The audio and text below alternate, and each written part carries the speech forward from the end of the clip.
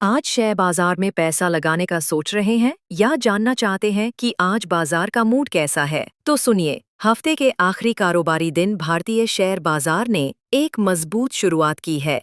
सीडीएच के शुरुआती कारोबार में सेंसेक्स 170 अंकों से ज्यादा उछला। वहीं निफ्टी भी 24,800 के अहम आंकड़े को पार कर गया। ये दर्शाता है कि वैश्विक तनाव और मिले-जुले ग्लोबल संकेतों के बावजूद घरेलू निवेशकों का भरोसा बना हुआ है। शुरुआती सपाट शुरुआत के बाद 30 शेयरों वाला बीएसई सेंसेक्स 298.33 अंक चढ़कर 81,651 के स्तर पर पहुंच गया, जो एक उत्साहजनक संकेत है। वहीं 50 शेयरों वाला एनएसई निफ्टी भी 88.25 अंक की तेजी के साथ 24,881.25 स्थान पर ट्रेड करता दिखा। सुबह 9:38 तक सेंसेक्स 177.33 अंक की उछाल के साथ 839.63 अंक पर कारोबार कर रहा था और निफ्टी 46.37 अंक की बढ़त के साथ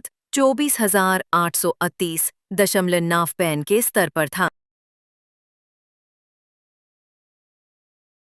निफ्टी बैंक भी 134.195 अंक की तेजी के साथ 55 सालों सहाफे से दूर 0.40 के लेवल पर था, जो बैंकिंग शेयरों में खरीदारी का रुझान दिखाता है। आज बाजार में अलग अलग सेक्टरों में मिलीजुली हलचल देखने को मिली। बीएसई मिड कैप इंडेक्स में स्थिरता बनी रही, जिसका मतलब है कि मध्यम आकार की कंपनियों के शेयरों में कोई बड़ा उतार चढ़ाव नहीं था। हालांकि स्मॉल कैप इंडेक्स में 0.4% की हल्की गिरावट दर्ज की गई, जिससे छोटे निवेशकों को थोड़ा सतर्क रहने की जरूरत है।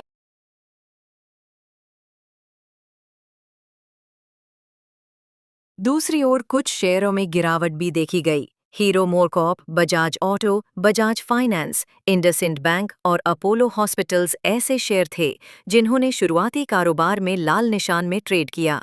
यह उन निवेशकों के लिए एक महत्वपूर्ण संकेत है जो इन कंपनियों में निवेश करना चाहते हैं या पहले से ही निवेशित हैं। घरेलू बाजार के साथ साथ एशिया प्रशांत बाजारों में भी शुक्रवार को ज्यादातर तेजी का रुख देखने को मिला। वैश्विक निवेशक इस समय चीन के ताज़ा आर्थिक आंकड़ों का बारीकी से आकलन कर रहे हैं, जो क्षेत्रीय और वैश्विक अर्थव्यवस्था की दिशा तय करने में महत्वपूर्ण भूमिका निभाते हैं।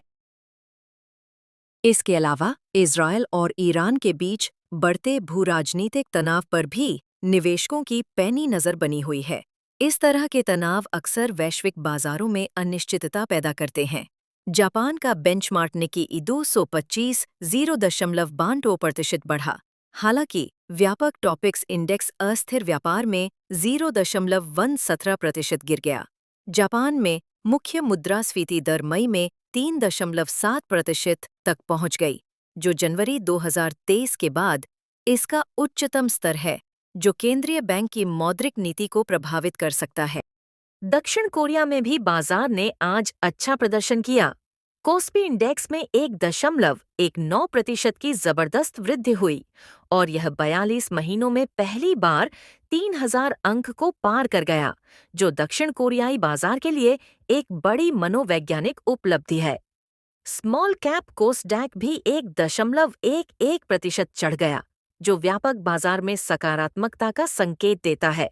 ऑस्ट्रेलिया में S&P ASX 200 ने अपनी शुरुआती गिरावट को कम करते हुए 0.2% तक नुकसान दर्ज किया, जो दर्शाता है कि वहां भी रिकवरी के प्रयास किए जा रहे थे। हालांकि बाजार में इस तेजी के बावजूद इजराइल-ईरान संघर्ष का असर अब भी बना हुआ है और यह एक बड़ी चिंता का विषय है। ये संघर्ष अपने 8वें दिन में प्रवेश कर चुका है और दोनों पक्षों में तनाव लगातार बढ़ता जा रहा है। गुरुवार को हालात तब और बिगड़ गए जब इजराइल ने ईरान के अराक भारी जल रिएक्टर को निशाना बनाया, जो उसकी प्रमुख परमाणु सुविधाओं में से एक है। यह हमला एक बड़ी एस्केलेशंस का संकेत था। जवाबी कार्रवाई में ईरान ने भी कई मिसाइलें दागीं, जिससे मध्य पूर्व में स्थिति और तनावपूर्ण हो गई है। इस बढ़ते भू राजनीतिक तनाव का असर पिछले कई दिनों से वैश्विक और घरेलू दोनों बाजारों पर महसूस किया जा रहा है। तेल की कीमतों में उतार चढ़ाव, सुरक्षित निवेश, जैसे सोना की ओर रुझान और वैश्विक आपूर्ति श्रृंखलाओं में संभावित व्यवधान जैसी चिंताएं निवेशकों के दिमाग में बनी हुई हैं। ऐसे संवेदनशील समय में निवेशकों को सलाह दी जाती है कि वे सावधानी बरतें और किसी भी निवेश से पहले पूरी जानकारी जुटाएं। राजनीतिक घटनाक्रमों पर नजर रखना इस समय बाजार के लिए बेहद महत्वपूर्ण है, क्योंकि ये अप्रत्याशित रूप से बड़े बदलाव ला सकते हैं। बाजार विशेषज्ञ लगातार इन घटनाओं पर नजर रखे हुए हैं और निवेशक भी किसी भी बड़े बदलाव के लिए तैयार हैं। बाजार में आज अलग अलग सेक्टरों में मिली जुली हलचल देखने को मिली। बीएसई मिड कैप इंडेक्स में स्थिरता बनी रही, जिसका मतलब है कि मध्यम आकार की कंपनियों के शेयरों में कोई बड़ा उतार चढ़ाव नहीं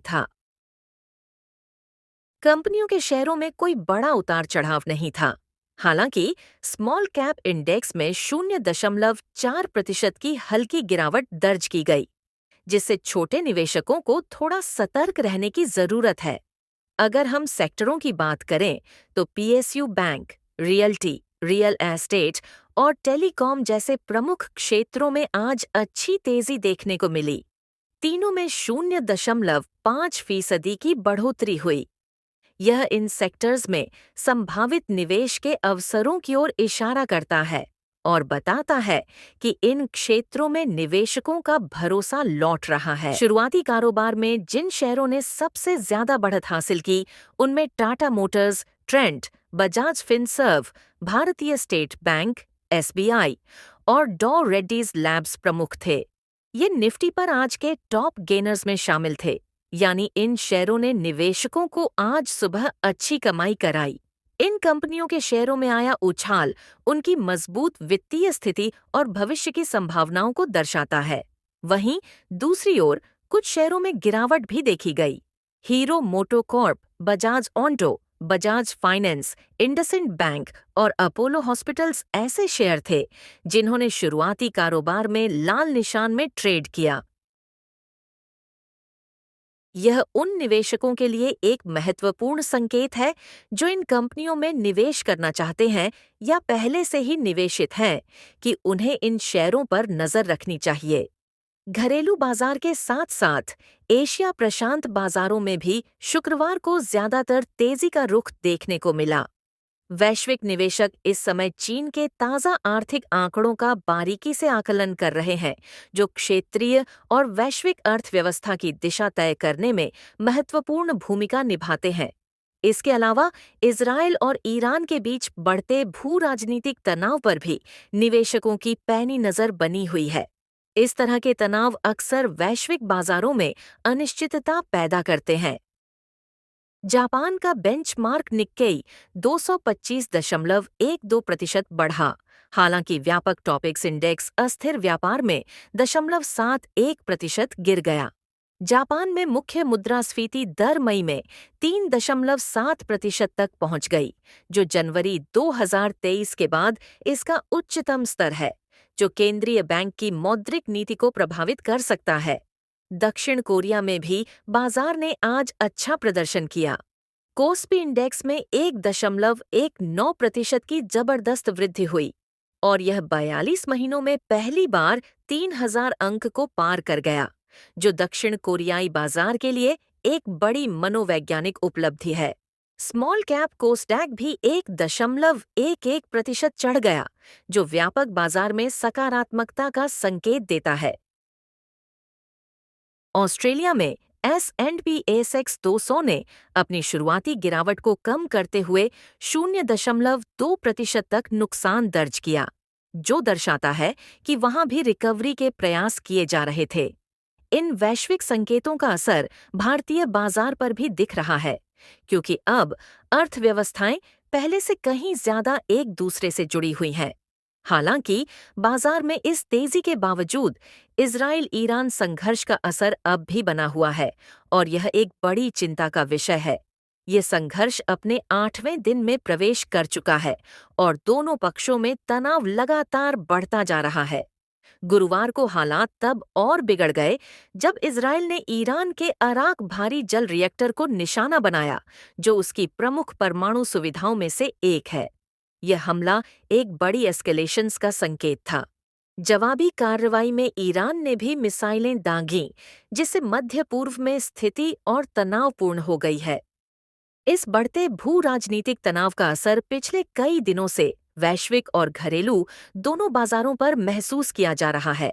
तेल की कीमतों में उतार चढ़ाव, सुरक्षित निवेश जैसे सोना की ओर रुझान और वैश्विक आपूर्ति श्रृंखलाओं में संभावित व्यवधान जैसी चिंताएं निवेशकों के दिमाग में बनी हुई हैं। ऐसे संवेदनशील समय में निवेशकों को सलाह दी जाती है कि वे सावधानी बरतें और किसी भी निवेश से पहले पूरी जानकारी जुटाएं। भू राजनीतिक घटनाक्रमों पर नजर रखना इस समय बाजार के लिए बेहद महत्वपूर्ण है, क्योंकि ये अप्रत्याशित रूप से बड़े बदलाव ला सकते हैं। हम टीपीएच न्यूज पर ऐसी ही गहन और विश्लेषण से भरी खबरें आपके लिए लाते रहते हैं, ताकि आप बाजार की हर हलचल से अपडेट रहें और सही निवेश के फैसले ले सकें। हमारा मकसद सिर्फ खबर दिखाना नहीं, बल्कि उसे सरल भाषा में समझाना है, ताकि फाइनेंस की दुनिया हर किसी के लिए सुलभ हो। अगर आपको यह जानकारी पसंद आई और आप चाहते हैं कि हम ऐसी ही और भी महत्वपूर्ण और आकर्षक वीडियोस बनाते रहें,